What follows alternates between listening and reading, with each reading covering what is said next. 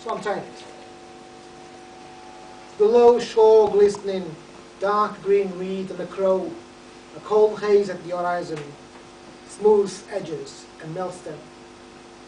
Sand and mud and round stones, optical illusions show distant hills, appearances as deceitful as beautiful, a tower at the top of the hill. Rocky outcrops always hidden, unusual low tide they crop up, saw the wolves for the first time, and the monk's foot high above. Then on the head of the bear, as I stared at the mist, a small bird landed on a bush. It sang beautifully once and flew. I think it's Penarth. Second bench on the left. And this one here is actually dedicated to poets, writers, musicians. It has a title. It's called "Do Poets Dream of Electric Typewriters?"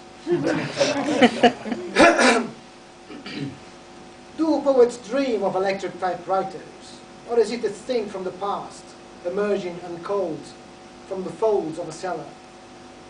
Quiet now, its drums and hammers still, almost silent, very slightly strumming, vibrating, ever so slowly fading, remnants of energy still flowing. Energy, that's it, no vowels, to make the tape trip, still not backspace key, but a smear of cancelling fluid. Electricity, yes, we are told, flows through those cables. Nothing palpable, visible, smellable, nothing edible, drinkable, tastable, only a shocking nothing suddenly hitting. Nothing doesn't exist. Electric invisible, electric the stuff we are made of. Electric poets, pots, pans, pets, posts. Electric cactus, earth, you, fish, electric you. Do poets still dream of electric typewriters? Yes, we do. Thank you.